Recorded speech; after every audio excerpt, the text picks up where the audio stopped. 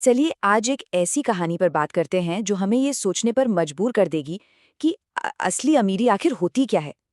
ये कहानी सुनने में बहुत सीधी-सादी है, लेकिन इसका जो संदेश है वो बहुत ही गहरा है। कहानी में आगे बढ़ने से पहले 1 मिनट रुककर इस सवाल के बारे में सोचते हैं।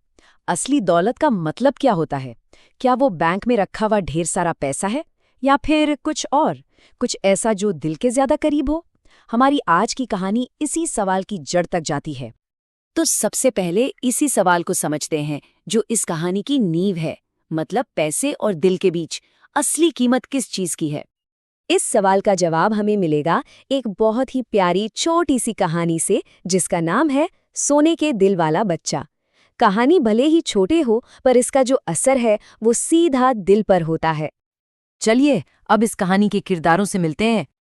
तो ये है राजू, हमारी कहानी का हीरो। राजू एक बहुत ही छोटे से गांव में रहता है, और सच कहें तो उसके पास ज्यादा कुछ है नहीं। ना तो नए नए कपड़े हैं, ना ही महंगे खिलौने। लेकिन उसके पास एक ऐसी चीज है जो अनमोल है, उसका दिल, जो बिल्कुल सोने का है। और यहीं पर कहानी का असली मजा शुरू होता है, जहां दो अलग अलग सोच टकराती हैं। एक तरफ है राजू, जो अपनी पुरानी पेंसिल से भी खुश है, और दूसरी तरफ है उसका दोस्त मनु, जिसे अपने नए पेंसिल बॉक्स पर बड़ा घमंड है और वो दूसरों का मजाक उड़ाने में आगे रहता है। तो ये सिर्फ दो दोस्तों की नहीं, बल्कि दो अलग अलग दुनिया की कहानी है।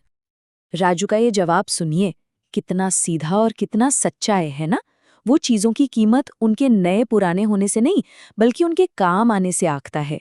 और यही बात उसकी गहरी समझ को दिखाती है। अब कहानी में एक ऐसा मोड़ आता है जहां इन दोनों दोस्तों की सोच का, उनके दिल का एक छोटा सा इम्तिहान होता है। सीन कुछ ऐसा है कि स्कूल के बाहर एक छोटी सी बच्ची बहुत जोर जोर से रो रही थी। हुआ ये था कि उसका प्यारा सा गुब्बारा हाथ से छूटकर हवा में उड़ गया था। लेकिन कमाल की बात ये थी कि ज्यादातर बच्चे उसे रोता हुआ देखकर उस पर हंस रहे थे, और हंसते हंसते वहां से निकल गए। किसी ने भी एक पल के लिए रुककर उसकी उदासी को नहीं समझा। लेकिन उस भीड़ में एक लड़का था जो रुका। वो था राजू। उसने उस बच्ची को देखा, और सिर्फ आंखों से नहीं, बल्कि अपने दिल से देखा। उसने उसके दुख को महसूस किया। और बस यहीं पर राजू का वो सोने का दिल सामने आता है। उसने अपनी जेब खर्ची के पैसे निकाले, वो पैसे जो शायद उसने अपने लिए बचाए होंगे, और उस बच्ची के लिए एक नया गुब्बारा खरीद लाया। और नतीजा, उस बच्ची के आंसू एक पल में गायब हो गए और उसकी जगह एक प्यारी सी मुस्कान ने ले ली। अब आता है कहानी का वो हिस्सा जो इसका सबसे बड़ा सबक है। ये सब देखकर मनु, उसका दोस्त, बड़ा हैरान हुआ। उसका सवाल बहुत प्रैक्टिकल था। मतलब, भाई, तू तो अपने लिए कभी एक टॉफी नहीं खरीदता, फिर इस अनजान लड़की पर अपने पैसे क्यों बर्बाद कर दिए? और इस पर राजू ने जो जवाब दिया, वही इस पूरी कहानी का सार है।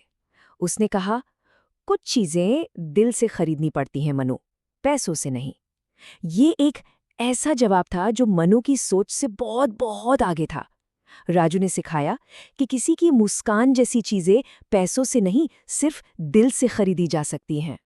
तो फिर इस पूरी कहानी से, इस छोटे से किस्से से हमें क्या सीखने को मिलता है?